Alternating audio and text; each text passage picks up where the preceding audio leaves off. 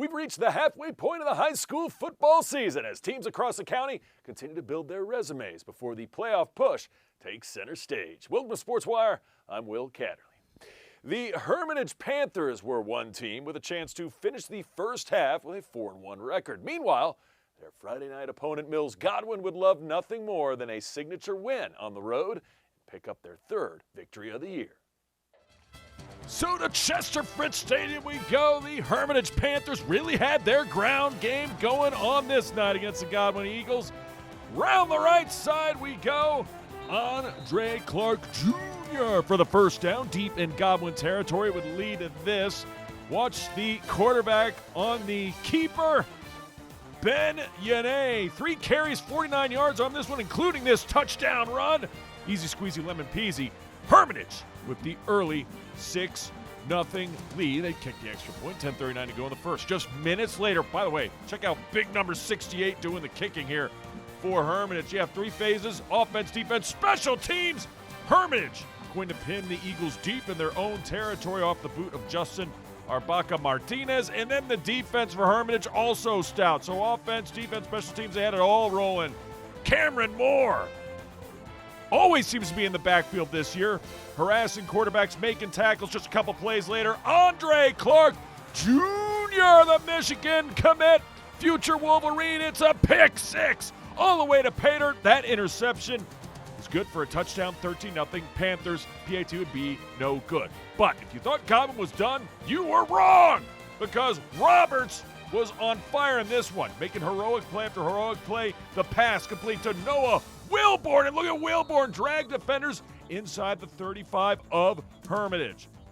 Then Roberts, Luke, running around the right side. Luke, carrying defenders. Luke, use the force, Luke. It's good for a first down. Later, Luke, well, this time Luke's in trouble. That Hermitage D would get after Roberts in the backfield. Brandon Samuels, Dylan Webb and company. Second quarter, still the same score, 13-0. Watch Luke Roberts run the football. Good for a first down. Godwin not finished. That would lead to this. The touchdown pass, Roberts to Konstantinos Cavanes. Godwin with a long time consisting drive, 13-7 on a drive that started in the first, went way into the second. But then the Hermitage defense started to eat again. Godwin with the football back. Breon Bonner with the takedown in the backfield. You want Luke Roberts, you want to watch a guy really take on a football team, move defenders, check out this run. Unbelievable. Still going. Inside Hermitage territory, it would lead to this field goal at the waning moments of the first half, but it would go, as you can see, wide left, so no points. Still, though, just a 6-point game at the half, 13-7. We go to the third quarter. Hermitage defense has had enough of Luke Roberts running. He's going to try it throwing, but it's a second pick of the night by the Herm defense. Johnny on the spot. Tassan Brooks with the interception, setting up the Hermitage offense. And then the Panthers said, you know what? Let's just get back to the ground game. That was a good decision, and it worked. Avery Curtis, huge game. He's been big for the Panthers all season so far. Here comes Curtis once again. Curtis will not be stopped. Well, yeah, he will. Inside the Godwin 10-yard line, but Avery Curtis, 19 rushes, 185 yards, and a tutty. And then how about this pass? That's good for the touchdown. Back shoulder, Andre Clark with the reception for 6, receiving touchdown and an interception return for a touchdown. Luke Roberts, Godwin not done yet. Pretty, oh so pretty pass.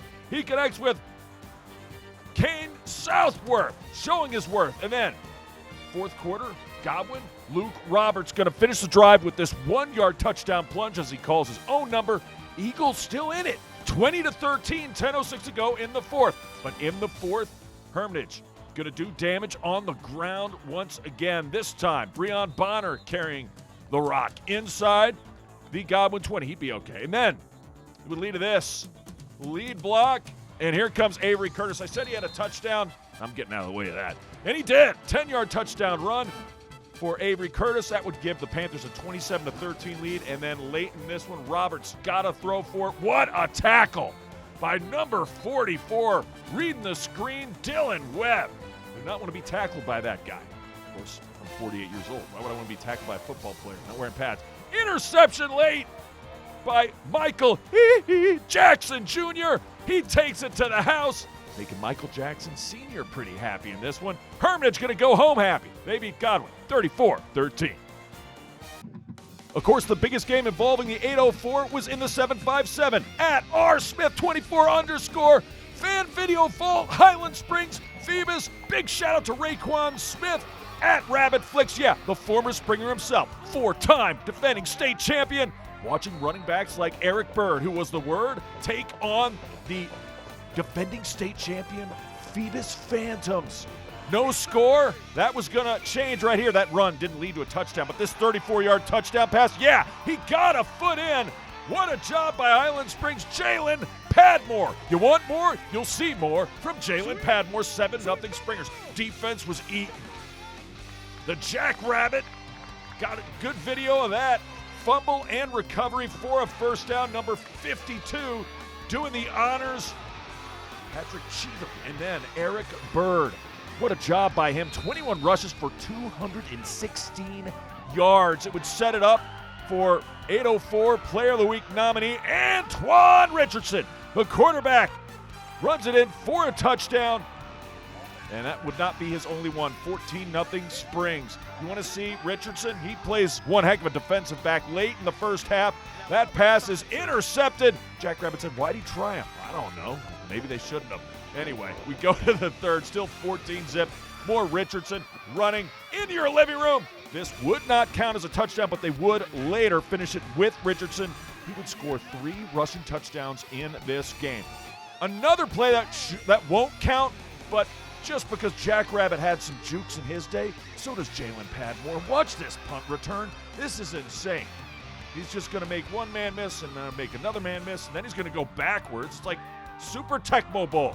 If you haven't been able to play that, it's an old reference. Look it up. Google it. Heck of a game. Padmore takes it the distance. Highland Springs, a statement win as they put Phoebus Phantoms to sleep. 28-0, your final. Well, we have a big-time battle on our hands in field hockey when we return. Glen Allen goes on the road to battle Douglas Freeman, and this one needed extra time to crown a winner. Plus, could the Jags take care of Deep Run on the gridiron? Wildcats would have plenty to say about that contest. Highlights are straight ahead.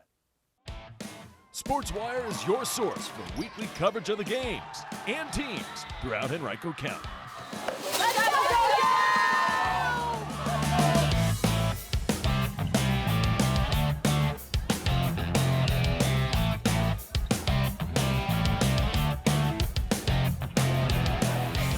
The exciting highlights.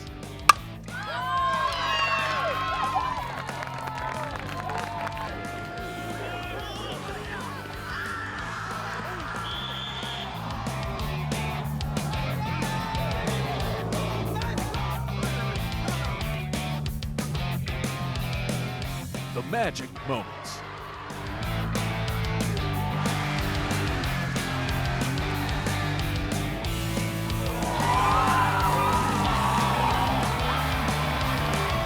And you get to see it all by watching SportsWire. But since we can't be everywhere, we thought we'd ask for your help. Anytime you get some exciting video or pics, share it with us.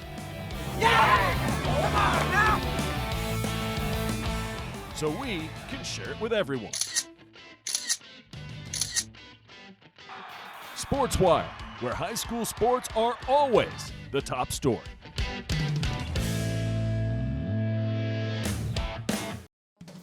Welcome back to SportsWire. Huge matchup in field hockey. Freeman at home playing host to the Glen Allen Jaguars. Both these teams look like they are playoff bound, and back and forth the action seesaw affair throughout. It pretty much proved that. Big time stops in net, but finally firing, no. They get the whistle, but Freeman gets a corner. Big time stops in net by Julia Hinton, the keeper for Glen Allen. And no harm, no foul. Glen Allen defense got it out of there. Freeman had a ton of opportunities, and Hinton was stone cold locked in. Knocked away, and that just trickles to the side out of play. But another corner opportunity for Freeman. They kept the attack furious in the first quarter. and eventually it would be paramount to their success. Firing, no, but on the rebound, she shoots, she scores! Nevaeh Wagler gets it done. She puts the biscuit in the basket. The Freeman Mavs have a 1-0 lead. 2:53 to go in the first. Later, Jags finally mounting some offense. They were great in transition. If they get a stop and get the ball out fast, they really made some opportunities. This would be one of them. Tipped off the stick. Fires, finding the back of that. She shoots, she scores. Arden Emerson gets the goal, and Freeman and the Jags are knotted at 1. Let's go to the third. Switching sides. Freeman with a chance here. More from Hinton. I swear she must have had like 30 saves in this one. Julia says no. Kicked away. Glen Allen finally gets control. More from Freeman. They want that lead back. Off the corner, firing. Knocked away. Kick save and a beaut. And the Mavs just could not corral it there in the corner for the goal. More from the Mavs. More from Hinton. That one just goes wide. Freeman keeping the attack on. 1-1 after 3. We go to the fourth. Still 1-1. Still more Freeman Mavs pressure. That one just goes wide of the net. Yeah, still 1-1. We go to overtime. Mavs looking to end it. Mavs got a shot. Mavs! Shot just goes off to the right. Number 28 with a chance. Margot Ciavarelli could not connect. More from Freeman. Firing. That one just goes wide. Hinton got a pad on it. Mavs looking for the game winner. That shot gets saved and knocked away. Another save by Hinton. Now it's Glen Allen's turn. Their opportunities are few and far between, but they made the most of them. Except right there, number 99 going to come with a save. Marley Anderson. And Anderson going to show her strength in goal. Still 1-1. Now we're going to overtime. That was the fourth quarter.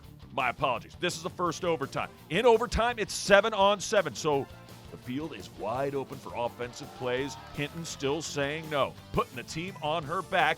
Glen Allen with some chances. Here's a shot inside. No. Kick save. Back in. She scores! Off the rebound! She scores! And that goal actually came in double overtime. And no, it's not number 5 doing the honors, but she does get the bump with Hinton, the keeper. Number 13 with the goal. Rowan La Salada. 2-1. Glen Allen wins it.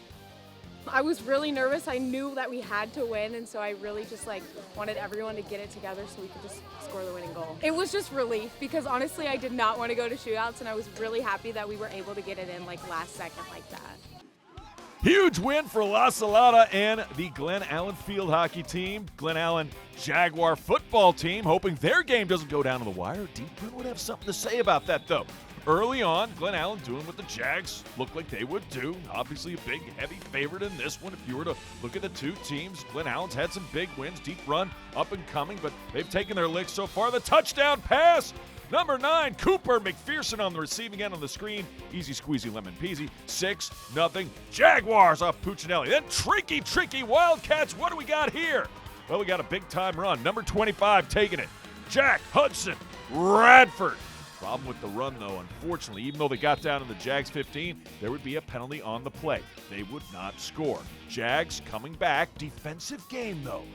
The anatomy of an upset is got to make big plays on defense, have a chance. Deep Run did that in spades. How about this play? The interception. Cullen Birch. All the man does is get INTs. I swear, every Deep Run highlight has a Cullen Birch pick. Colleges, take notice. Wildcats, back on offense. Yeah, you can pass the ball to Cullen Birch as well. And check out the moves by Birch. Good for a first down in between the blue and black shirt right there on the Deep Run Wildcats sideline. First down, Wildcats. Still trying to score just before the halves. Comes to an end. Instead, it's picked off. Glen Allen played some D themselves. Number 14 doing the honors, Christophe Dujua with the interception. So, still just 6-0. Third quarter, we got a big run by Deep Run, no doubt. Number 7 on the right side, huge gainer. Wildcats in business. It would lead to this. The run up the middle. Did he get in? Did he get in? The ref says, yes! Touchdown! Wildcats! And deep run ties it up. Extra point would be no good. 6-6, 7:05 to go in the third. Glen Allen looking for answers. Puccinelli rolling out. Puccinelli, I got to go the other way now.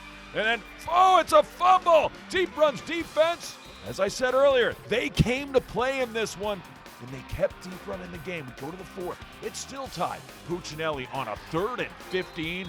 Key play right here. He connects with Davis Fisher for the big first down, and it would lead to this. Puccinelli doing what Puccinelli does best, which is carry the offense himself into the end zone for the touchdown. And the Jaguars, well, that would pretty much put a bow on it, right? 13-6, this game is over. But Deep Run says it ain't over until we say it is. 5:10 to go. Yeah, strike up the band. But this game is still in doubt, and the Wildcats making it work. Deep Run. Quarterback keeper, good for a first down, but tick, tick, tick. Under 3.5 to go. 4th and 2. They got to get the first down or this game's kaput. It's finished. Deep Run does just that. The run, good for a first. Wildcats, number 12, Julian Hassani gets it. 13-6. Tick, tick, tick. Under 2 to play. Back to pass. Firing. Finding. Got his man. Good for another first down. In Glen Allen territory. But tick, tick, tick. Wildcats on the move. The pass. Down the middle. It's intercepted. The Jags get the pick. Jacob Boyd comes up with it. And boy, oh boy, did Glen Allen need that one. The Jags survive a gritty, tough, deep run team. They get the win, 13-6. We have much more from the gridiron when we come back, including Varina flag football. That's right, Varina heads to Huguenot, looking to remain undefeated on the year in a game that came down to the final play. And Tucker plays host to Freeman in ladies volleyball. That and more next. Todd's a great guy. I mean, look at him. What a sweetheart. Attaboy. Wait, Todd, what are you doing? How totally selfish and un-Todd-like of you. Come on, Todd. Come on, man. Welcome back to SportsWire. Welcome to flag football. That's right, the Varina Snap Queens or Blue Devils travel to Huguenot in a battle. Varina coming into this one 3-0 on the season. And I know what you're thinking. Will, it's flag football, high scoring, right? Well, not always. How about some defense? There was a lot of defense in this one. As a matter of fact, we picked things up in the third quarter. You saw the stop right there by Varina. Varina in the blue, Huguenot in the blue. Actually, Huguenot had the green flags. Varina had the yellow flags. Nice play on offense there by the Blue Devils, but they would be stopped on 4th down, so Huguenot takes over. They're trying to run the football themselves across their own 20-yard line. It would lead to this. The sack. Yes, that's a sack. Nice job, Varina, defensively. They would pick it back up on offense. Quarterback Kalaya Straughter connecting with her wide receiver number 15, Brielle Gillison. No score, though, as we go to the 4th, and Varina would give up the ball on downs. How about this for defense? Number 1, Varina's number 1 is faster than Huguenot's number 1. Remember that. Harbinger of things to come. Amani Moore, track star. Later, Blue Devils, the moonball catch. We called it a catch, but Varina would turn the ball over on downs again. So, late in the 4th, Huguenot getting it going on the ground game.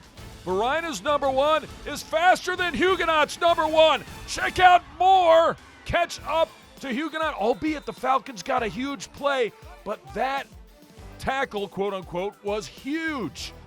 Getting the flag out kept her from scoring a touchdown. She almost did here, but it's Moore again with the stop, so they turn over on downs.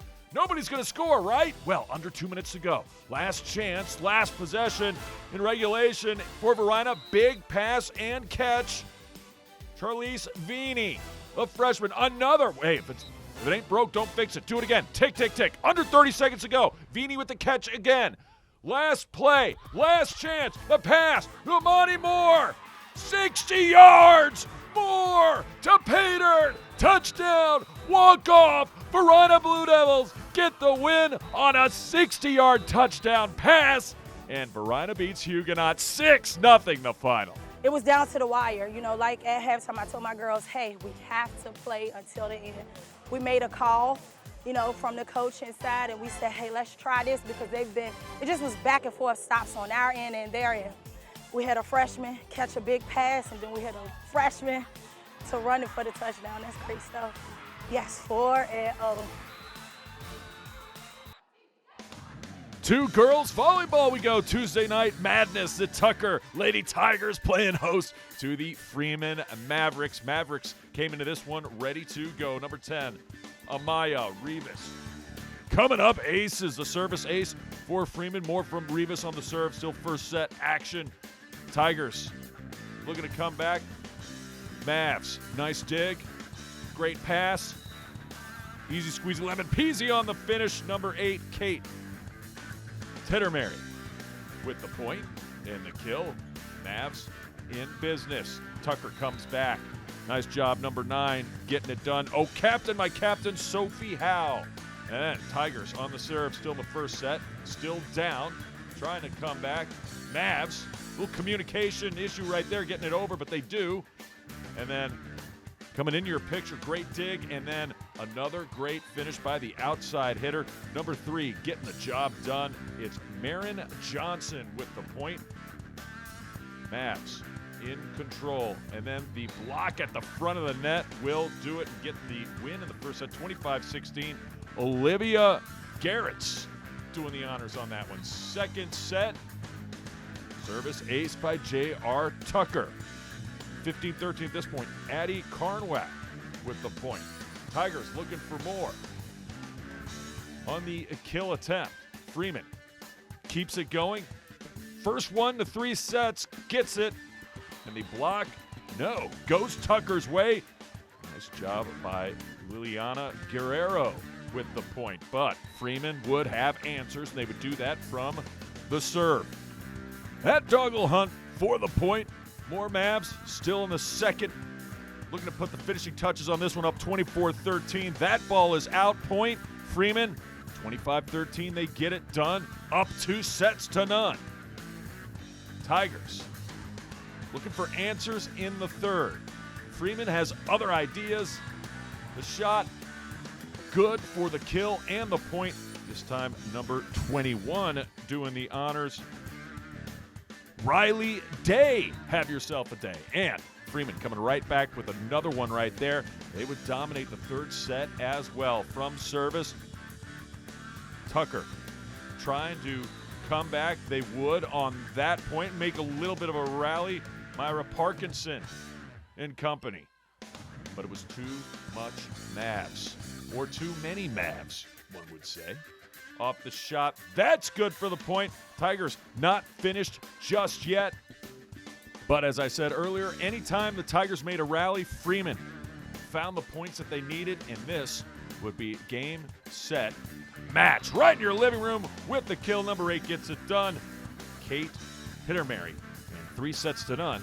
Freeman is your winner. Speaking of Freeman and Tucker, we go to the gridiron. The Tucker Tigers looking for their first win of the year. Freeman Mavericks looking for their second. Hey, Tiger, how you doing? Friday Night Lights was about the Mavs on the ground, and it was about their defense. Number 22, Julian Gambrell. Big-time run. It would set it up for this. If it ain't broke, don't fix it. Number 5, a touchdown run. Evan Dyers, a junior, finds pay dirt. Touchdown Freeman, 7-0, 8:46 to go in the first. Back on offense are the Mavs. Little read option passing game, why not? Finding Alexander Kingsbury. That would lead to this. Number 6, hold a pump fake. Sell in the corner deep. He hooks up with Kingsbury again, does George Davis. George Davis with a touchdown pass. Mavs in business and on a roll. And this one is that touchdown throw. Makes it 14-0 with 2:50 to go in the first. Tigers looking for something to go their way on offense, but the defense of the Mavericks was there. Nice tackle in the open field by Hagan Robinson. He gets the stop. Then Tigers try to go north-south here. Not going to happen on the running attempt. And how about special teams for Freeman? That worked out as well. Mishandled snap could have been worse, but it's a big change in field position as the muffed snap leads to Freeman deep in Tucker territory, and George Davis dials up his own number. The touchdown run from the QB. Easy squeezy lemon peasy. Freeman finds the end zone one more time, and they have a 21-0 lead after the first. Second quarter, switching sides now. More from the special teams.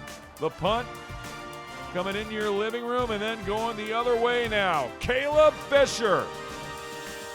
Fisher finds a hole, and Fisher finds good field possession for Douglas Freeman. Mavs take advantage, and they would do so on the ground. Look at the lead blockers coming out and laying the pathway to pay dirt. Julian Gambrell. Touchdown run for him. He was pretty good on the ground. As the Mavs spread it around, up 27-0. Gambrell, leading rusher on this night for Freeman, 68 yards on just 5 carries.